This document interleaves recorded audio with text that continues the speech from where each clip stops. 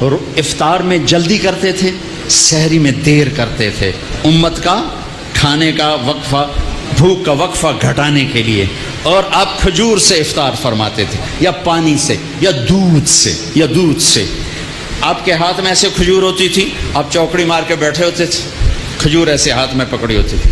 ایک آدمی چھت پہ چڑھا ہوتا تھا رمضان، چھت میں، مدینے میں رمضان، جو ہی سورج ڈوبتا وہ کہتا سورج ڈوب گیا، تو آپ کھجور منہ میں رکھتے، اوپر سے پانی پیتے، یا خالی پانی پیتے، بعد میں ایک داغ کھجور کھاتے۔ آپ افطاری میں پکی ہوئی چیز نہیں کھاتے تھے، کوئی منع نہیں، معدے کو مصیبت سے بچانے کے لیے۔ اگر آپ نے اپنے اوپر رحم کھانا ہے تو پکوڑوں پہ حملہ نہ کرو، سموسوں پہ حملہ نہ کرو، دہی بھلوں پہ حملہ نہ کرو، بندے دے پتر بن کے 2-4 کھجوراں کھا کے پانی پی لو۔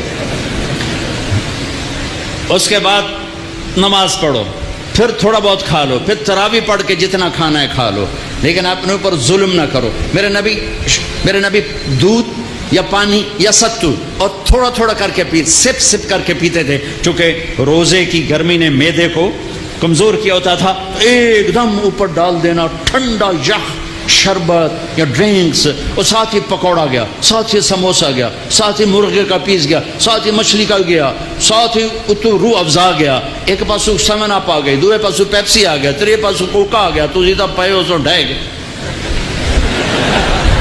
ہوں نماز کے میں پڑھی ہے، 2 کھجوریں کھاتے تھے، پانی پیتے تھے، نماز پڑھتے تھے۔ سحری میں بھی کھجور کھائی، پانی پیا، روٹی کھائی، روٹی کھاتے تھے سحری میں، افطاری میں کھجور، اس کے بعد کچھ کھانا ہو تو آپ افطاری کی ضیافتوں میں گئے، سعد بن عبادہ کی ضیافت میں روٹی اور زیتون کے ساتھ آپ نے کھانا کھایا۔ افطاری کرنے کے بعد سعد بن معاذ کی ضیافت میں آپ نے کھانا کھایا۔ افطاری کرنے کے بعد کیا حکمت ہے؟ ایک تو آپ کو نماز باجماعت مل جائے گی، دوسرا آپ نماز اچھی طرح پڑھ سکو گے، تیسرا تراویح آرام سے پڑھ سکو گے۔ اگر 5 سیر آپ نے معدے میں ڈالا ہوگا تو آپ نہ تراویح پڑھ سکتے ہو نہ نماز پڑھ سکتے ہو۔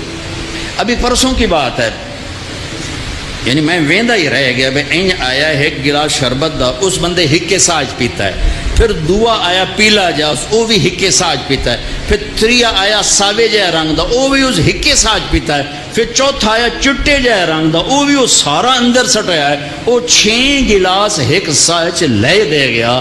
میں کہو ٹینک لائے ہوئے ہے، یہ کوئی پیٹ ہے کدے سٹی جانا ہے ہر بلا۔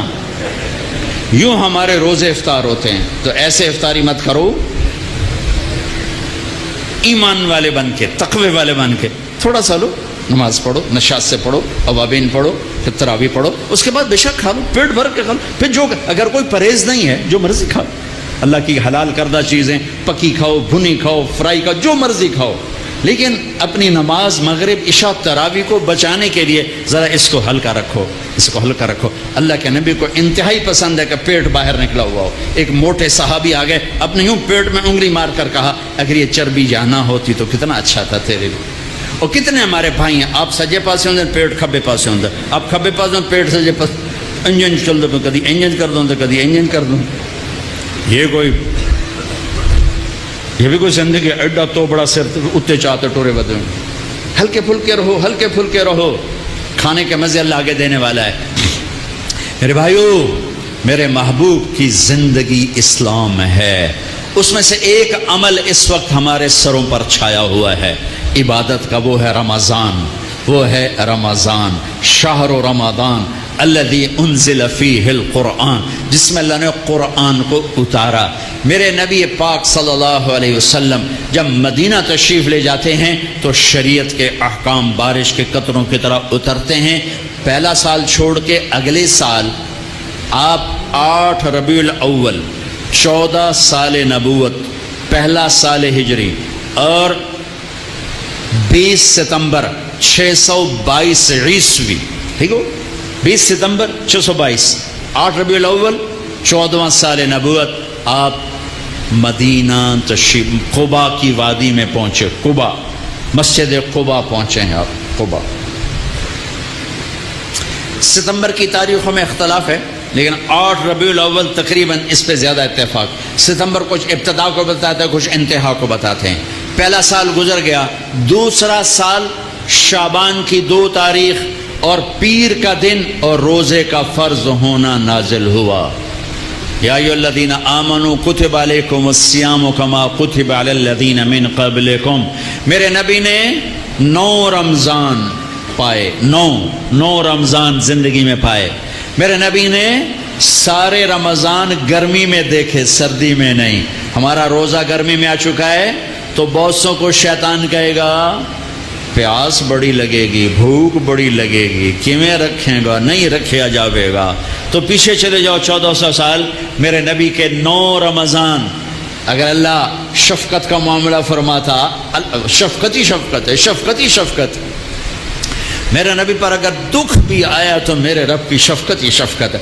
اگر اللہ چاہتا تو اس طرح سیٹ کرتا کہ میرے نبی پر رمضان سارا سردی میں آتا، جنوری سے پہلا رمضان فرض ہوتا، اور 9 رمضان 3 جنوری کے، 3 دسمبر کے، 3 نومبر کے، اور اللہ کے پاس نہیں۔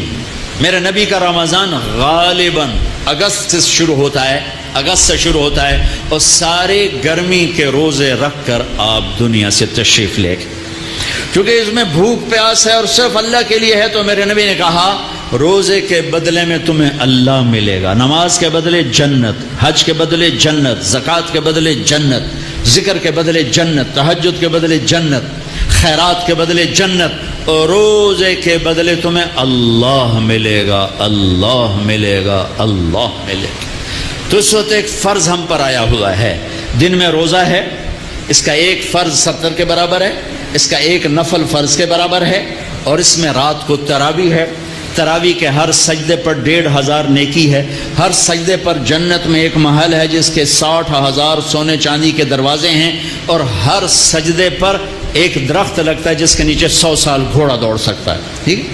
تو اگر آپ 20 تراویح پڑھتے ہیں روزانہ اور 40 سجدے کرتے ہیں تو 60,000 نیکیاں روز لے کے جاتے ہیں، 40 محل لے کے جاتے ہیں، 40 درخت لے کے جاتے ہیں، اور آخری رات میرا اللہ کہتا ہے رات کی تراویح اور دن کے روزے کے بدلے جاؤ، میں نے تمہیں معاف کر دیا، میں نے تمہیں معاف کر دیا۔ میرے بھائیو، یہ غمخواری کا مہینہ ہے، یہ محبت کا مہینہ ہے۔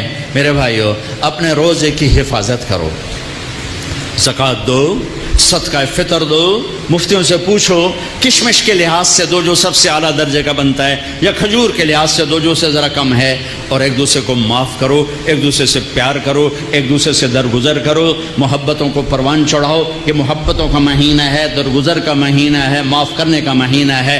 اب تک اگر روزہ چھوٹ گیا ہے کل سے رکھنا شروع کر دو، تراویح چھوٹی ہے کل سے پڑھنا شروع کر دو، اور تلاوت چھوٹی ہے کل سے تلاوت شروع کر دو۔ میرے نبی رمضان کا اہتمام کرتے ہیں، اللہم سلم لنا رمضان وسلم رمضان لنا وتسلمہ منا متقبلا۔ اے اللہ سلامتی والا رمضان دے، ہمیں سلامتی کے ساتھ رمضان تک پہنچا، ہمارے روزوں کو قبول فرما۔ تو بھائیو، اس رمضان کی قدر کرو، امت پنے میں آؤ، محبتوں پہ آؤ، نفرتوں کو مٹاؤ۔ یہاں سے اٹھتے ہی کسی سے لڑے ہوئے ہو تو صلح کر لینا، کسی سے لڑے ہوئے تو صلح کر لینا، بیوی لڑی ہوئے تو خامد سے صلح کر لے، خامد لڑا ہے تو بیوی سے صلح کر لے، بھائی لڑے ہیں تو صلح کر لیں، اولاد ماں باپ لڑیں صلح کر لیں۔ اللہ کو صلح پسند ہے، صلح پسند ہے۔ محبت سے رہو، اختلاف رائے بھی رکھو، اختلاف فی المسائل بھی رکھو، لیکن رہو محبت سے، رہو محبت سے، رہو محبت سے۔ نیت کرتے ہو سارے بھائی؟ اور رمضان کے بعد چلے 4 مہینے کی بھی نیت کرتے ہو؟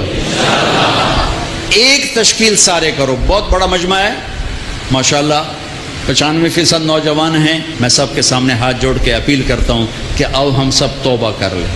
معافی کا مہینہ ہے کہ دوزخ کے دروازے بند ہو جاتے ہیں، جنت کے دروازے کھول دیے جاتے ہیں، شیطان قید۔ اب دیکھتے نہیں نمازی کیوں بڑھ جاتے ہیں رمضان شریف میں، کہ وہ نامراد قید ہو جاؤں۔ تو کسی کو زنجیروں میں باندھا ہو، وہ چل تو نہیں سکتا، چھوڑ دو زنجیریں تو چل پڑے گا۔ تو اللہ تعالی ہم سب کی حفاظت فرمائے، کوئی دعویٰ نہ کرے، لیکن جو تھوڑا سا غفلت میں ہوتا ہے تو ایمان کمزور ہوتا ہے، انہوں تو شیطان بن کے جامع نہیں دینے۔ جمعے جاواں گے، جمعے کئی جمعہ بھی نہیں پڑھتے، عید تے جاواں گے، کوئی عید بھی نہیں پڑھتے۔ یہیں یہ ایک نگینہ سینما کے مالک نے بیان کروایا تھا، اور اس نے بعد میں اس سینما کو گرا دیا، آج کل وہ کینیڈا میں ہوتا ہے۔ تو وہ سینمے کا جو تھا نا مینیجر، وہ میرے پاس آیا، کہا مولانا آج میں پہلی نماز پڑھی ہے۔ وہاں ہم نے مغرب کی نماز پڑھی، اس کے بعد بیان ہوا، بیان کے بعد وہ اتنا ہنگامہ ہوا کہ رش بہت تھا، تو وہاں نماز پڑھی نہیں جا سکے ہم نے۔ کہنے لگا میں چل رہا تھا میرے ساتھ ساتھ، مولانا آج میں پہلی نماز پڑھی۔ میں نے کہا کیا مطلب؟ کہا جی یہی کہ آج زندگی دی پہلی نماز پڑھی، ہوگا راؤنڈ اباؤٹ 40-45 سال کا۔ میں کہا پہلی نماز؟ ہاں جی پہلی نماز۔ جمعہ پڑھے؟ نہیں کدی نہیں۔ عید؟ نہیں کدی نہیں۔ آج پہلی نماز تواڈے پیچھے پڑھی ہے۔ شیطان جب قید ہوتا ہے تو زنجیریں کھل جاتی ہیں، تو نمازی بڑھنا شروع ہو جاتا ہے۔ اس کے بعد جو گھٹتے ہیں نا، تو شیطان کی وجہ سے نہیں، اپنی عادت اور سستی کی وجہ سے۔ پہلے 2-3 دن بڑا جوش ہوتا ہے، پھر اس کے بعد گھٹتے ادھے کو پھر نکل جاندے ہیں، ادھے رہ جاندے ہیں۔ تو تراویح میں بھی پہلے پوری مسجد بھرے گی، پھر ایک صف جائے گی، پھر دوسری جائے گی، پھر تیسری جائے گی۔ تو بھائیو یہ رمضان آ رہا ہے، دیکھو میں ہاتھ جوڑتا ہوں، نماز 5 وقت سارا سال فرض ہے، لیکن روزے کی برکت سے کیا ہوتا ہے، شیطان قید ہو جاتا ہے، تو وہ سارے بھاگے آ رہے ہوتے ہیں۔ اللہ سے مانگ لو اس رمضان میں کہ یا اللہ ایسی توفیق دے کہ موت تک نماز نہ چھوٹے۔ رمضان میں بہت سے لوگ رشوت لینا چھوڑ دیتے ہیں کہ نہیں جی ہن رمضان شریف آ گیا۔ تو رمضان شریف بھی تو آیا ہے، لیکن اصل میں شیطان قید ہوا ہے، تو اب کہہ رہے نہیں ہن رشوت نہیں لینی، مہینے بعد لواں گے۔ ڈنڈی مارنے والا کہتا ہے نہیں صحیح تولنا ہے، پھر رمضان تو بعد کٹھی کسر کر لواں گے۔ وہ کیا وجہ ہے پیچھے؟ ایک تو رمضان کی برکات ہیں، اور ایک شیطان کا قید ہونا ہے، اور ایک جنت کے دروازوں کا کھل جانا، دوزخ کے دروازوں کا بند ہونا، اللہ کے عرش کا پہلے آسمان پہ مستقل ڈیرا ڈال دینا، اور پھر اعلان کرنا ہے کوئی بخشش چاہنے والا ہے، کوئی معافی مانگنے والا ہے، کوئی توبہ کرنے والا ہے، کوئی جنت مانگنے والا ہے، کوئی دنیا مانگنے والا، آؤ مانگو۔ اور ایک فرشتہ اعلان کرتا ہے اے بھلائی کے چاہنے والے شاباش آگے بڑھ، اور دوسرا فرشتہ اعلان کرتا ہے اے برائی کے کرنے والے بس کر اور واپس آ جا، بس کر اور واپس آ جا۔ رمضان کا مطلب ہے جل جانا، رمضان کے لفظ کا مطلب ہے جل جانا۔ جلنے کا مطلب کیوں ہے اس میں؟ کہ رمضان میں اللہ سارے گناہوں سے اپنے بندوں کو پاک کر دیتا ہے، اور ان کے گناہوں کو جلا دیتا ہے، جس سے وہ پاک ہو کر جیسے سونا آگ میں جل کے خالص ہو کے باہر آتا ہے، روزہ رکھنے والا بھوک کی آگ میں جل کے خالص ہو کے باہر آ جاتا ہے، اللہ اس کے سارے گناہ معاف فرماتا ہے۔ جان نال سنیں جی، سب سے اعلیٰ درجے کا مسلمان، میرے نبی کا جواب، جو سارا دن مصلی پہ بیٹھا رہے، جو ہر سال حج عمرہ کرے، جو مسجد سے نہ نکلے، جو رات کو قرآن پڑھے، دن میں روزے رکھے، نہیں، سنو غور سے سنو، من سلم المسلمون لسانہ ویدہ، سب سے اعلیٰ درجے کا مسلمان فیصلہ بات کا وہ ہے جو اپنے مسلمانوں کو تکلیف نہ پہنچائے، جو ہاتھ اور زبان سے کسی کو تکلیف نہ پہنچائے، وہ سب سے اعلیٰ درجے کا مسلمان ہے۔ کیا بات! میرے نبی سے ایک صحابی نے پوچھا یا رسول اللہ، ہمارے محلے میں ایک خاتون رہتی ہے، رات کو تہجد پڑھتی ہے، دن میں روزے رکھتی ہے، پر اس کی زبان بہت سخت ہے، بہت بےزتی کرتی۔ ہم نے کہا جہنم میں جائے گی۔ کہا جی ایک خاتون ہے جو نہ نفلی روزہ، لیکن اس کی زبان کا بول بڑا میٹھا ہے، کہا وہ جنت میں جائے گی۔ تو سب سے اعلیٰ درجے کا مسلمان کون ہے؟ جو کسی کو تکلیف نہ پہنچائے۔ پھر اس نے پوچھا ای الایمان افضل، سب سے اعلیٰ درجے کا مومن کون ہے؟ تو آپ نے فرمایا حسن الاخلاق، جس کے اخلاق اچھے ہوں وہ سب سے اعلیٰ درجے کا ایمان والا ہے، کیونکہ تکلیف نہ پہنچانا اخلاق کی ایک صفت ہے، اور اخلاق کی بے شمار اقسام۔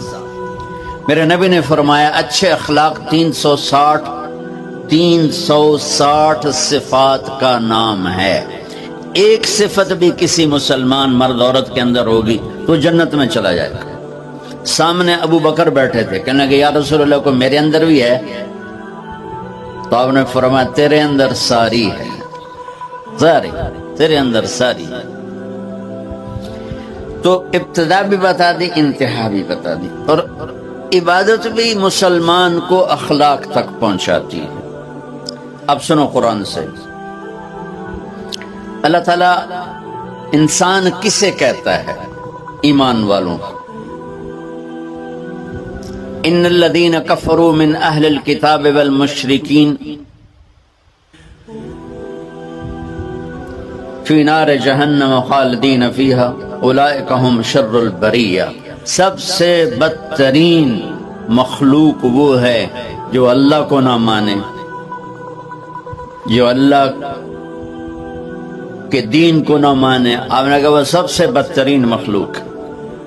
تو لا الہ الا اللہ محمد رسول اللہ ہمیں انسانیت میں داخل کرتا ہے۔ انسان ہے ہی وہ جو لا الہ الا اللہ محمد رسول اللہ کا کلمہ پڑھتا ہو میرے رب کے نزدیک۔ نماز کیا ہے؟ نماز کیا ہے؟ بول بھائی ہاں۔ میرا اللہ کہتا ہے ان الصلاۃ تنہا، اب آئی نہیں چل رہا،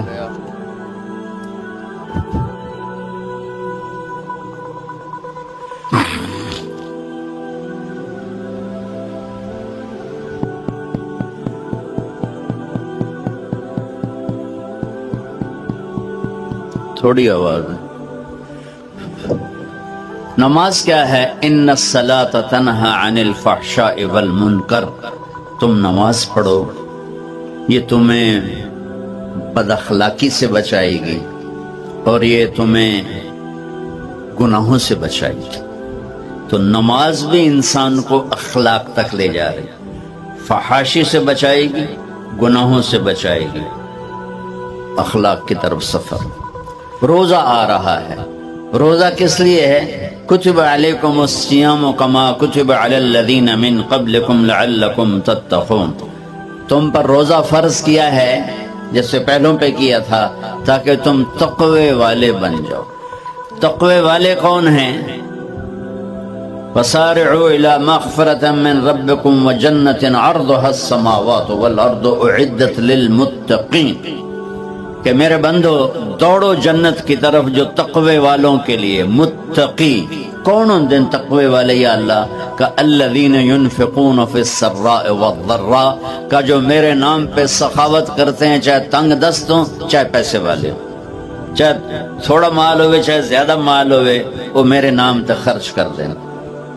الکاظمین الغیظ، جو غصے کو پی جاتے ہیں۔ والعافین عن الناس، اور جو لوگوں کو معاف کر دیتے ہیں۔ اللہ تعالیٰ کہہ رہا ہے یہ تقوی والے ہیں۔ تو روزہ بھی اخلاق پہ لے جا رہا ہے۔